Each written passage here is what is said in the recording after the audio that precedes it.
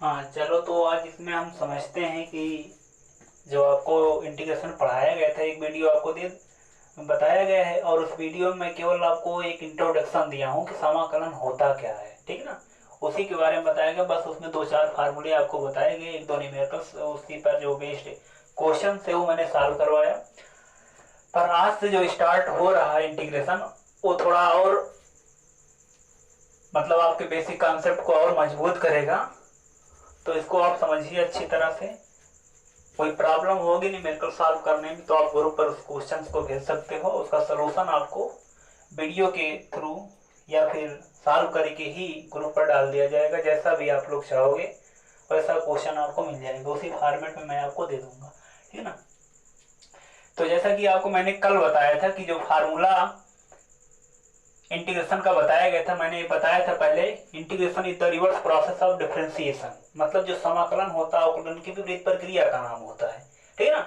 ये जो समाकलन आप करते हो ये जो है अवकलन की विपरीत प्रक्रिया का नाम है, ठीक ना। समाकलन हो या फिर अवकलन हो, दोनों किसी फंक्शन के ही किए जाते हैं, ठीक ना।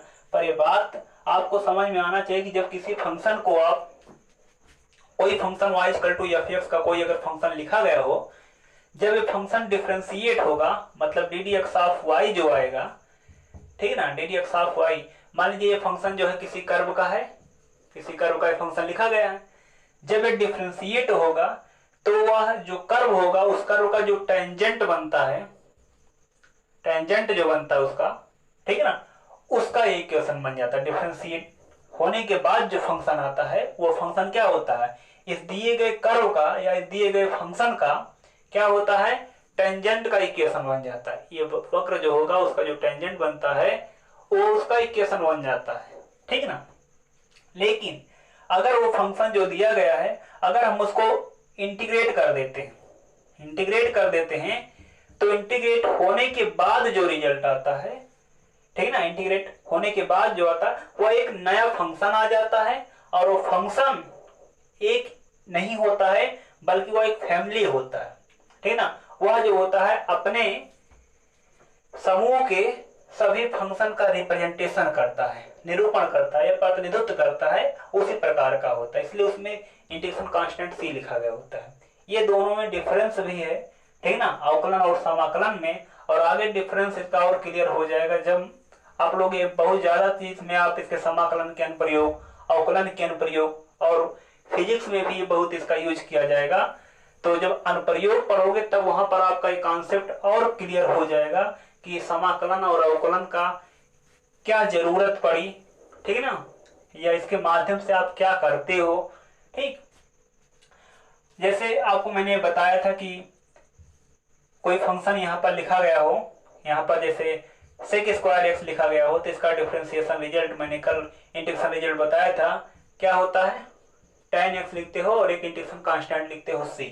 अब फार्मूला में केवल इंटीग्रेशन का ही लिख रहा हूं, ये tan एक्स का हो गया, ऐसे लिख दिया गया हो, क्या नाम है, सेक स्क्वायर एक्स का हो गया, ऐसे लिख दिया कॉसेक स्क्वायर एक्स, ठीक ना। कॉसेक स्क्वायर एक्स का इंटीग्रेशन करना हो तो माइनस क्या आएगा, काट एक्स। काट एक्स का अवकलन क्या होता है, माइनस कॉस स्क्वायर एक्स। तो अगर कॉस स्क्वायर का समाकलन कर क्या आएगा, माइनस कॉट एक्स आएगा, जस्ट अपोजिट आएगा। माइनस आप यहाँ बोलो ऐसे कि कॉट एक्स का जो अवकलन होता है माइनस कॉस स्क्वायर एक्स होता है, इसका मतलब माइनस कॉस स्क्वायर एक्स का जो समाकलन होगा वो कॉट एक्स होगा। माइनस यहाँ लगा सकते हो, तब ये बोलोगे इसका समाकलन नहीं होगा, ठीक ना। और एक फार्मूला कल मैंने आपको बताया था कि sec X into tan X हो तो इसका इंटीग्रेशन रिजल्ट जो होता है क्या होता है, सेक एक्स होता है। इंटीग्रेशन कांस्टेंट तो सब में लिखना है आपको, ठीक है ना, यहाँ भी लिखोगे, ठीक है ना, इधर आपको इंटीग्रेशन कांस्टेंट लिखना है, इसमें भी सब में, जितने भी फंक्शन को आप इंटीग्रेट करोगे सबके साथ ऐसा आपको लिखना होगा। तो ये फार्मूले हो गए। आगे चल करके एक फार्मूला और आप पढ़ोगे, जैसे कि आप पढ़ोगे एक्स पावर एन का डी एक्स, इसका फार्मूला होगा X power N plus one divide by N plus one, ठीक ना। यहाँ पर एक ऐड करके पावर लगाओ, वही उतना चीज नीचे भी लिख दोगे, और प्लस इंटीग्रेशन कांस्टेंट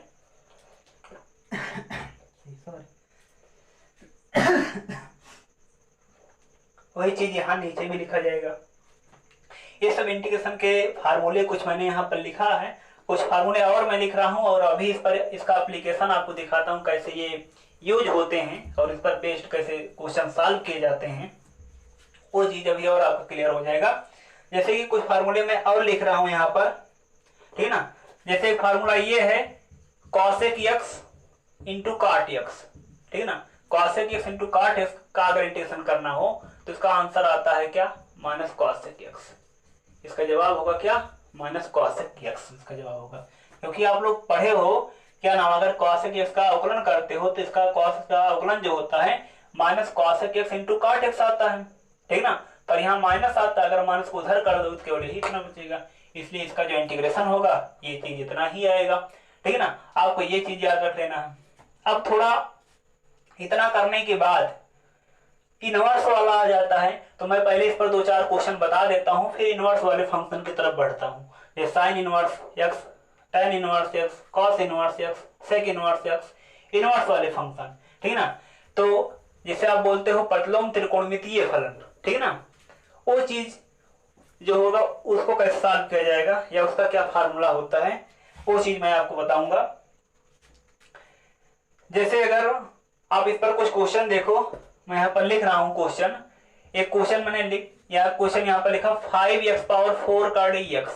तो बहुत सिंपल सा क्वेश्चन है, मैंने आपको बताया था कांस्टेंट टर्म को बाहर किया जाता है, जब भी आएगा डिफरेंशिएशन करना या इंटीग्रेशन करना कांस्टेंट टर्म बाहर होगा तो क्या बचेगा यहाँ x पावर 4 का dx, और इसमें फार्मूला अप्लाई कर देना होगा x पावर n dx। तो क्या होगा, जितना पावर उससे एक ज्यादा और वही नीचे भी आएगा, प्लस इंटीग्रेशन कांस्टेंट कैंसिल हो जाएगा और जवाब आ जाएगा x पावर 5 प्लस c। ये इस क्वेश्चन का जवाब हो जाएगा। अभी बहुत नॉर्मल से क्वेश्चन मैं बता रहा हूँ, आपको बेहद आसान लग रहा होगा क्योंकि मैं इसको पहले आपको इंट्रोडक्शन क्लास में भी बता चुका हूँ। अब इस पर जैसे मैं क्वेश्चन दूसरा सॉल्व करूँ तो क्वेश्चन दूसरा ये लिखा गया है, यहाँ पर केवल ये लिखा गया है 4 dx। तो 4 कांस्टेंट टर्म होता है, कांस्टेंट टर्म बाहर कर लेते हैं और dx केवल लिखा जाएगा। तो dx का केवल क्या होता है, x होता है। dx का इंटीग्रेशन क्या लिखा जाएगा, मतलब यहाँ 1 है तो 1 का x होता है, तो यहाँ पर हो जाएगा कितना 4x प्लस क्या हो जाएगा c हो जाएगा, ठीक है ना। ये हो गया दूसरा क्वेश्चन आपका सॉल्व।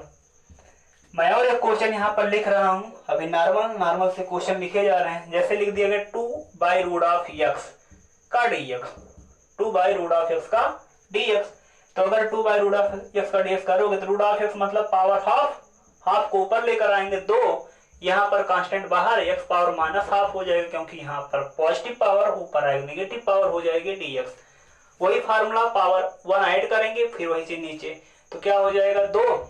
तो ये तो है ही है, x पावर क्या होगा, यहाँ पर जितना है उसमें 1 ऐड करेंगे और वही चीज नीचे भी लिखेंगे, -1/2 + 1 + c। इसको थोड़ा सॉल्व कर लेंगे। 2 x पावर क्या होगा, 1 से आधा निकालो तो आधा, x पावर आधा, यहाँ नीचे भी क्या आएगा आधा प्लस c। यहाँ का आधा वाला पार्ट यहाँ मिलेगा 4 हो जाएगा, और जो x पावर ½ लिखा है इसका मतलब √x हो जाएगा, और प्लस क्या लिख सकते हो c, इंटीग्रेशन कांस्टेंट।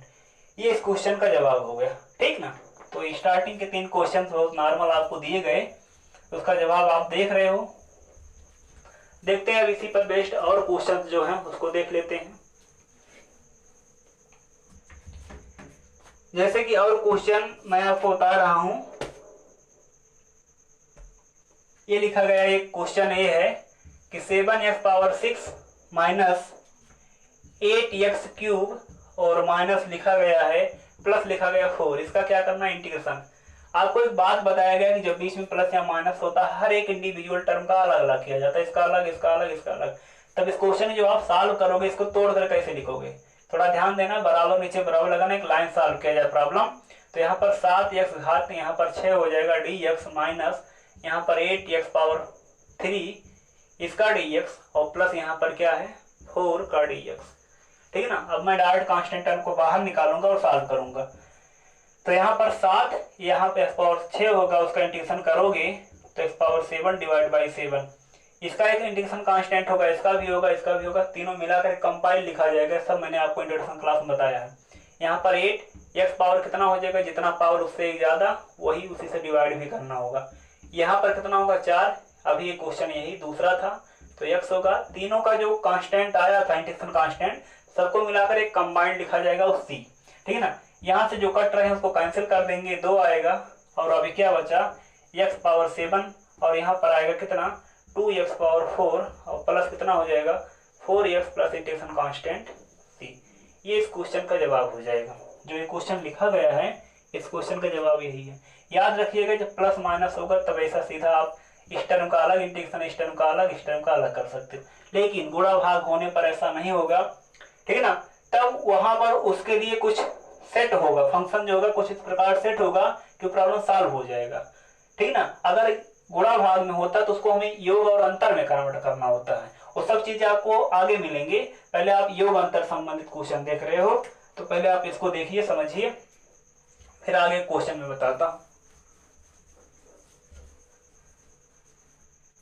जैसे और क्वेश्चन इस पर जो बेस्ड है, जैसे लिखा गया है यहाँ पर एक क्वेश्चन लिखा गया है, वो क्वेश्चन ये है कि इंटीग्रेशन ऑफ, यहाँ पर लिखा गया x प्लस 2 और इंटू लिखा गया है 2x प्लस 6, ये चीज लिखा गया, इसका इंटीग्रेशन करना है विद रिस्पेक्ट टू x है क्योंकि सब फंक्शन ऑफ x है। तो आप पहले मल्टीप्लाई कराइए, ऐसा नहीं क्योंकि इसमें कोई गुणा का फार्मूला नहीं है, ठीक है ना, इसमें कोई गुणे का फार्मूला आपको नहीं पढ़ना है कि ये पहला हो गया दूसरा हो गया, ठीक है ना, पहला दूसरा अभी नहीं पढ़ना, आगे चल करके आपको मिलेगा। दो फंक्शन जब u और v होंगे उनका इंटीग्रेशन किया जाएगा तो आगे चल के मिलेगा, पर वो चीज यहाँ लगाना थोड़ा उचित नहीं है, इसलिए भी उसकी चर्चा भी नहीं हो रही है, ठीक है ना। यहाँ पर आप जब इस प्रकार के ए भी अलजेब्रिक है मल्टीप्लाई करोगे तब भी एक अलजेब्रिक फंक्शन ही बनेगा, तो आप मल्टीप्लाई करा लीजिए और एक फंक्शन बना लीजिए इसको। पहले इसका यहाँ से तो हो जाएगा 2x स्क्वायर, ये हो जाएगा, और यहाँ से 6x आएगा, ठीक है ना, यहाँ से कराओगे 6x हो जाएगा, फिर इसका यहाँ पर हो जाएगा, फिर यहाँ पर 4x, कुल मिलाकर के 10x आएगा और 12 हो जाएगा, गुणा कराओगे तो यह रिजल्ट आ जाएगा और dx। अब तो पहला जैसा बन गया है चीज, इसका अलग, इसका अलग, इसका अलग, तो यहाँ पर 2 बाहर करेंगे x स्क्वायर का dx होगा, और यहाँ पर 10 बाहर करेंगे x का dx होगा, यहाँ पर 12 बाहर करेंगे तो 1 का dx होगा। अब इंटीग्रेशन कर लेते हैं इसका, x क्यूब हो जाएगा डिवाइड बाई 3 हो जाएगा, यहाँ 10 हो गया, पावर 1 है, जितना भी पावर उसमें एक ऐड करेंगे वही नीचे भी लिखेंगे, यहाँ 12 है, x होगा, पावर यहाँ पर यहाँ x है, ठीक है ना, 1 का x हो जाता है, प्लस इंटीग्रेशन कांस्टेंट तीनों का मिला करके 1 हो गया, तो यहाँ तो कटेगा नहीं तो 2/3 और x क्यूब लिखा जाएगा यहाँ पर, ठीक है ना, x क्यूब लिखा जाएगा, यहाँ पर एक कैंसिल हो जाएगा, 5 टाइम्स 5x स्क्वायर हो जाएगा प्लस 12x हो जाएगा और प्लस इंटीग्रेशन कांस्टेंट c हो जाएगा, ठीक है ना। ये इस क्वेश्चन का जवाब हो गया, 2/3x cube plus 5x square plus 12x plus c, ठीक ना, ये इस क्वेश्चन का जवाब होगा। ठीक, अब आगे देखते हैं जो इसी पर बेस्ड और कुछ क्वेश्चंस हैं, थोड़ा उसको समझते हैं। अभी मैं जो क्वेश्चन बता रहा हूँ बस आपके केवल कॉन्सेप्ट क्लियर कर रहा हूँ, आपको फार्मूला याद हो, ठीक है ना, इसी टाइप के मैं क्वेश्चन सॉल्व करवा रहा हूँ। जैसे और क्वेश्चन यहाँ पर लिखा गया है कि sine x plus 2/x plus e power x का dx, यहाँ प्लस माइनस इसलिए सबका इंडिविजुअल किया जाएगा, तो यहाँ पर क्या होगा साइन x का dx प्लस यहाँ पर 2 कांस्टेंट बाहर हो गया तो 1/x, केवल फंक्शन रखिए, कांस्टेंट फंक्शन बाहर कर देना, मल्टीप्लाई होगा, और यहाँ पर क्या होगा e पावर x का dx।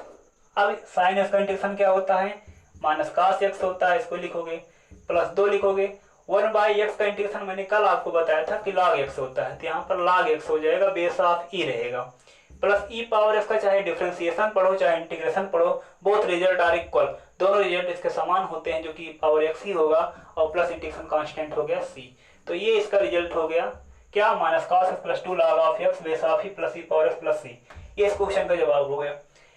ठीक ना, अब आप इसको अच्छी तरह समझ रहे होंगे, कोई इसमें दिक्कत की बात नहीं होगी, क्योंकि साइन इसका जानते हो इंटीग्रेशन यही होता है, माइनस कास x होता है, 2 तो बाहर हो गया, 1/x का इंटीग्रेशन जो होता है log x base of e, e जो होता है एक मैथमेटिकल कांस्टेंट होता है, e को बोलते हैं, e क्या है, एक मैथमेटिकल कांस्टेंट है, इसका वैल्यू जो होता है 2.718 होता है, ये इसका वैल्यू होता है, और यह अगर e दिया गया है तो e एक क्या होगा, इरेशनल नंबर होगा, या एक क्या है, अपरिमेय संख्या है, ये एक्स्ट्रा इंफॉर्मेशन अबाउट e, ये क्या है, e के बारे में थोड़ा आपको अलग से जानकारी दिया गया, ठीक ना, ई अपर में, अगर कोई सिंबल दिया जाएगा तो हमेशा अपर में संख्या होगा, चाहे ई दिया गया पाई दिया गया अपर में संख्या, पर उनके वैल्यूज लिखे गए होंगे तो वैल्यूज जो होंगे पर में संख्या होती है। जैसे अगर 2.718 लिखा गया तो पर में संख्या है, पाई का मान लिखा गया 22/7 लिखा गया या 3.14 लिखा गया, अप्रॉक्सीमेट वैल्यू होता है जो कि इस भिन्न के लगभग बराबर होता है अप्रॉक्सीमेट में,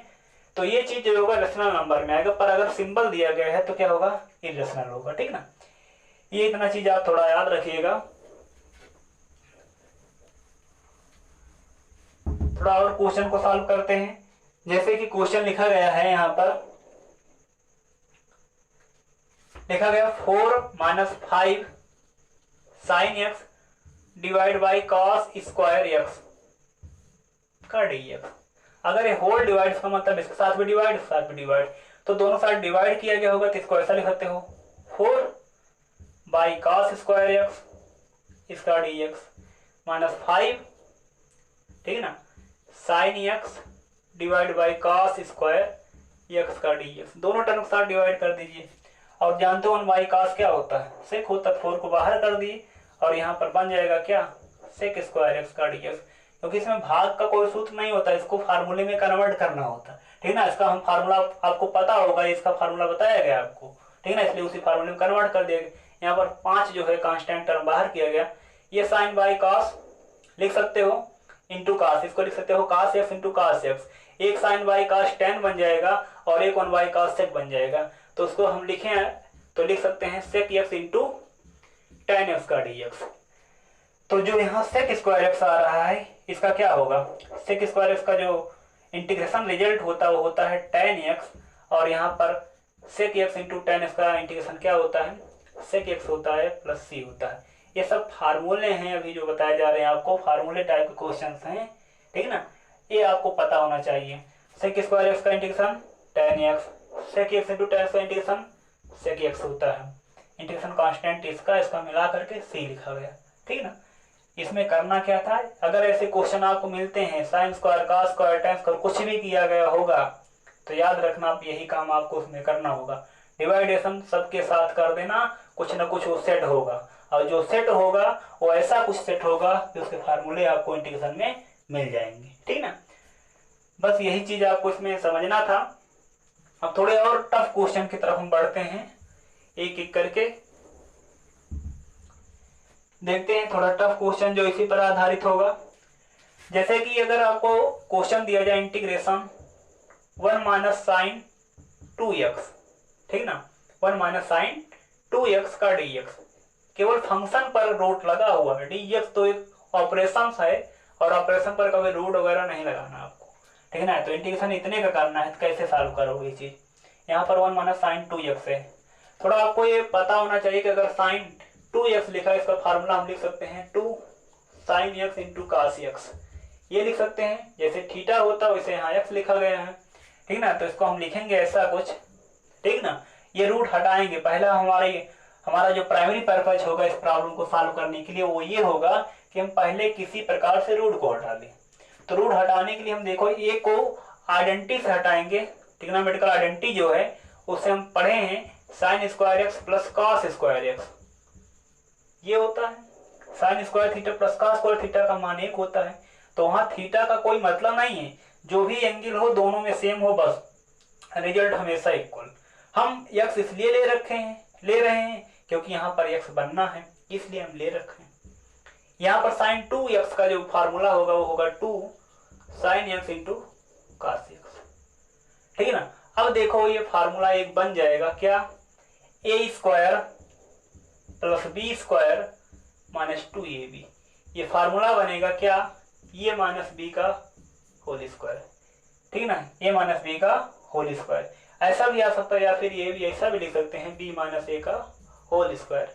जैसा भी आप लिखो दोनों भी बातें सही होगी, और दोनों थोड़ा आंसर जो होगा थोड़ा अलग अलग आएगा, लेकिन आंसर दोनों सही होंगे, ठीक ना। तो हम इसको वही उसी प्रकार से जैसे है जिस ऑर्डर में उसी ऑर्डर में लिख दे रहे हैं, sine x minus cos x का होल स्क्वायर लिख सकते हैं। ये हो गया, ये बी हो गया, 2ab हो गया। तो स्क्वायर से स्क्वायर रूट कैंसिल हो जाएगा। जब कैंसिल होगा तब केवल साइन एक्स और कॉस एक्स बच रहे हैं। तो यहाँ पर साइन एक्स होगा, इसका अलग इंटीग्रेशन, इसका अलग होगा, ये हो गया, यहाँ पर cos x हो गया, इसका इंटीग्रेशन हो गया। sin x का जानते हो इंटीग्रेशन क्या होता है, माइनस cos x होता है, और cos x का जानते हो इंटीग्रेशन क्या होता है, sin x होता है, और प्लस क्या हो जाएगा, इंटीग्रेशन कांस्टेंट c हो जाएगा। ये इस क्वेश्चन का जवाब हो गया, minus cos x minus sin x plus क्या c, ये इस क्वेश्चन का जवाब है। ठीक ना, थोड़ा देख लेते हैं वीडियो कैसे चल रहा। ठीक, अब इसी पर बेस्ड और क्वेश्चन मैं सॉल्व कर रहा हूं, थोड़ा उसको भी देखिए आप लोग। अगर यही क्वेश्चन कुछ ऐसा लिखा गया, यही क्वेश्चन लिखा गया, तो केवल यहाँ पर माइनस का स्थान पर प्लस होता, तब भी आप यही काम करते, sin 2x dx।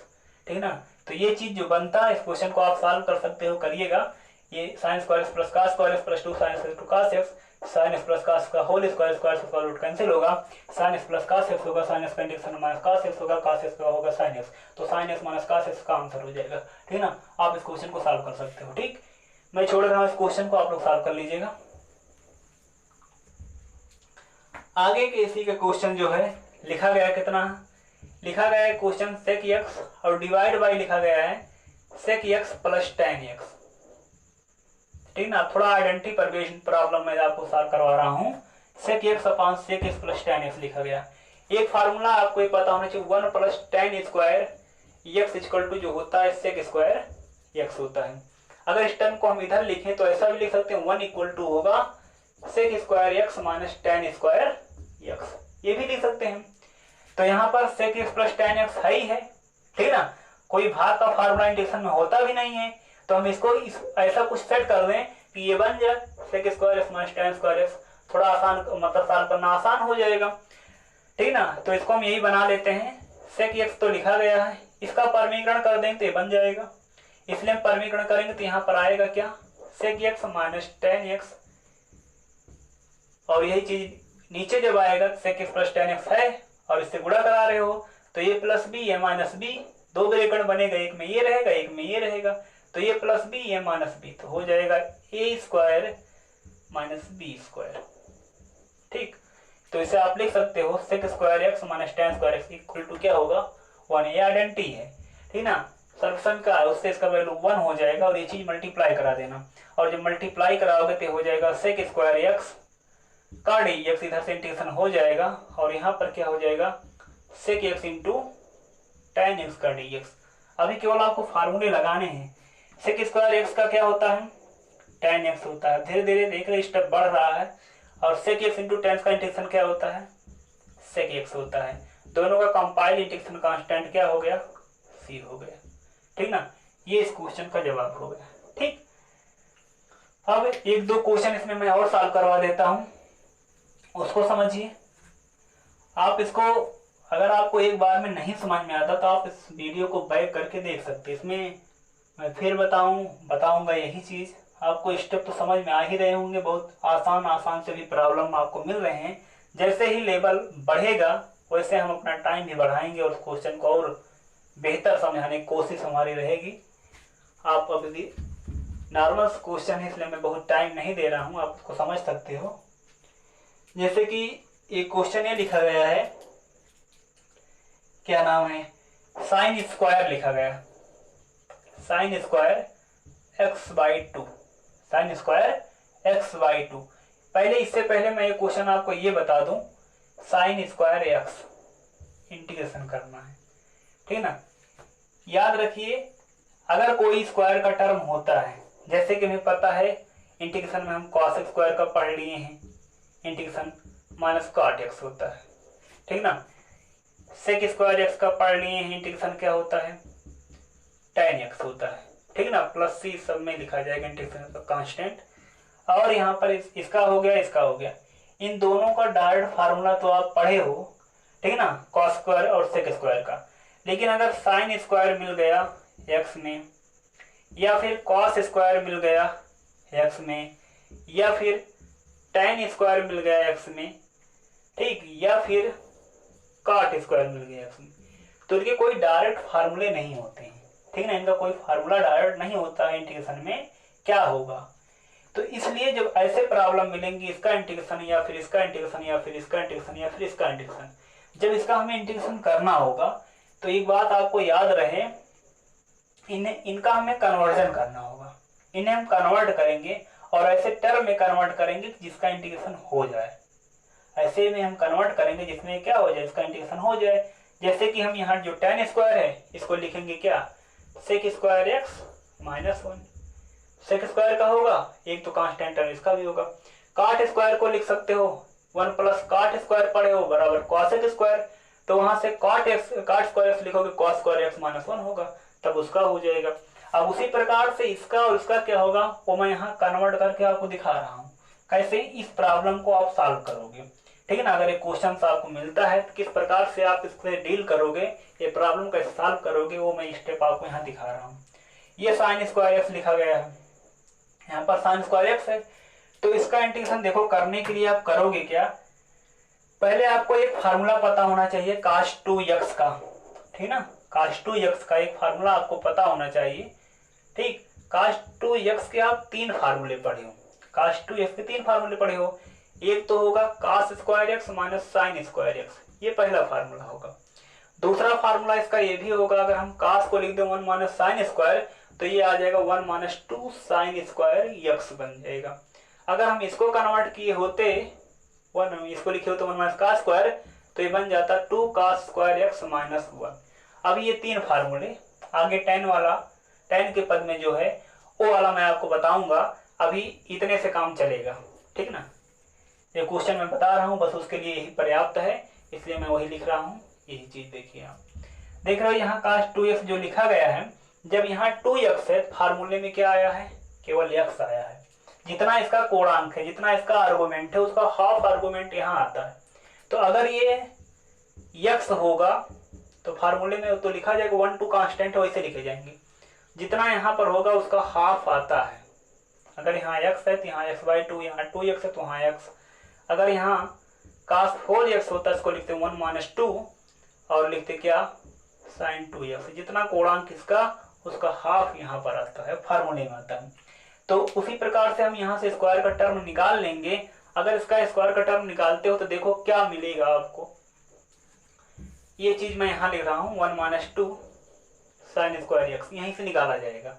जब निकालोगे तो इसको हम यहाँ करते हैं, इसको यहाँ भेजेंगे, तो ये चीज यहाँ आएगा तो हो जाएगा 2 साइन स्क्वायर एक्स बराबर 1 माइनस, ये इधर से इधर जाएगा तो 1 माइनस cos 2x आएगा। 2 यहाँ गुणा है, इधर आकर भाग हो जाएगा, ये हो गया।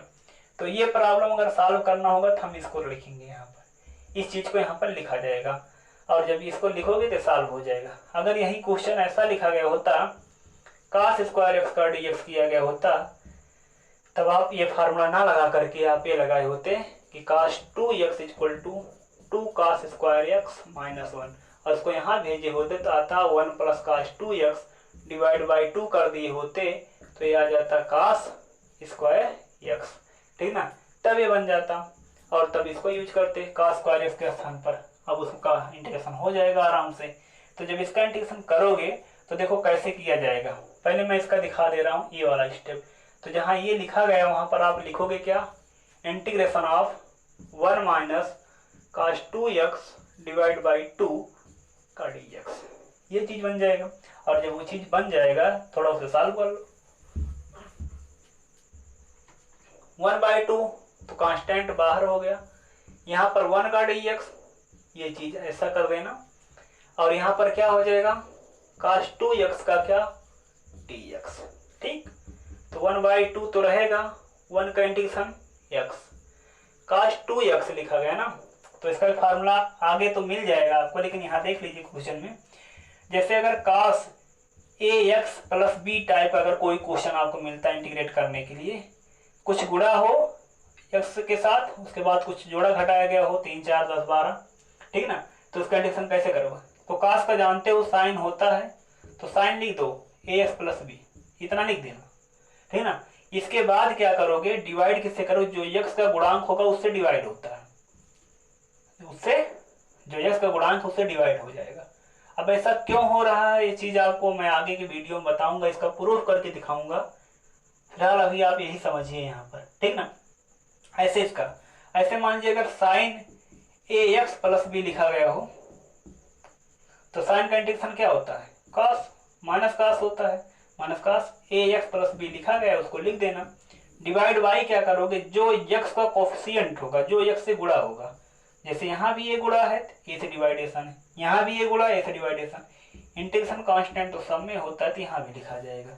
तो बस यही काम इसमें आप करोगे और ये क्वेश्चन सॉल्व हो जाएगा। तो जब इतना काम यहाँ करोगे तो देखो यहाँ पर क्या है, कास का क्या हो जाएगा साइन 2x हो गया, यहाँ b का मतलब 0 है, डिवाइड बाय क्या करोगे 2, और एक इंटीग्रेशन कांस्टेंट लिख दिया जाएगा। यहाँ पर लिख सकते हो, यहीं पर लिख सकते हो, उसकी अलग भी लिख सकते हो, कोई दिक्कत उससे नहीं है, ठीक ना। एक इंटीग्रेशन कांस्टेंट ही हो गया, ठीक। चाहे इतना मिलाकर लिखो चाहे यहाँ तक लिखो, उससे कोई प्रॉब्लम फिलहाल नहीं होता है, ठीक ना। ये आपका क्वेश्चन हो गया। बस आज के लिए मैं आपको इतना बता रहा हूँ, आगे के जो क्वेश्चंस हैं वो इनवर्स पर बेस्ड हैं, उसको मैं सॉल्व करूँगा। प्रूफ किया जाएगा कैसे इनवर्स में क्या क्या चीज़ें लागू किए जाएंगे। इसके लिए आपको जो मैथमेटिक्स में एक चैप्टर होगा स्टार्टिंग से, दूसरा चैप्टर होगा जिसे आप बोलोगे प्रतिलोम त्रिकोणमितीय फलन, प्रतिलोम त्रिकोणमितीय फलन, ठीक है ना। ये चीज होगा इनवर्स ट्रिग्नोमेट्रिकल फंक्शन, ठीक ना। तो ये वाले जो फंक्शन होंगे इसमें इनवर्स वाले सब जो फार्मूले आप पढ़े हो वो चीज यहाँ यूज किया जाएगा, उसका यूज यहाँ पर किया जाएगा। इसलिए मैं जब कल इनवर्स वाले क्वेश्चन सॉल्व करवाऊंगा उससे पहले मैं इसमें आपको यूज होने वाले फार्मूले के बारे में पहले बताऊंगा, ये फार्मूले कैसे हैं, कैसे बने हुए हैं। और ये सब चीज पढ़ने के लिए आपको ट्रिग्नोमेट्री के जो फार्मूले हैं, चाहे वो साइन 2 थीटा का हो, चाहे कास 2 थीटा का हो, चाहे tan 2 थीटा का हो, इन सभी के फार्मूले, या साइन a प्लस बी का फार्मूला हो, कास a प्लस बी का फार्मूला हो, tan a प्लस बी का फार्मूला हो, काट a प्लस बी या माइनस बी, इन चारों के प्लस वाले या माइनस वाले, या फिर साइन c प्लस डी, कास c प्लस डी, इन सब के जो फार्मूले हैं ये सब बेसिक फार्मूले आपको पता होने चाहिए। अगर वो सब बेसिक फार्मूले पता हैं उसके बाद साइन 3 थीटा, कास 3 थीटा, tan 3 थीटा, इतने फार्मूले अगर आपको पता होंगे तो कल मैं जो क्लास पढ़ाऊंगा वो आपको बहुत आसानी समझ में आएगा। और फिलहाल मैं पहले उसका डेरिवेशन करके आपको दिखाऊंगा कैसे यूज हो रहा है प्रतिलोम त्रिकोणमितीय फलन का, किस प्रकार से आप इंटीग्रेशन करते हो, ठीक ना। उन सभी फार्मूले का मतलब प्रूफ होगा, फिर उसके बाद आगे क्लास में कंटिन्यू करूंगा, ठीक ना। फिलहाल आप अभी तक इतना समझिए और इस पर बेस्ड जो क्वेश्चंस आप किताब में दिए गए हैं, एक्सरसाइज जो दिए गए हैं सॉल्व करिए। कोई प्रॉब्लम होता है तो आप क्वेश्चन को भेजिएगा और उसका जवाब आपको मिलेगा।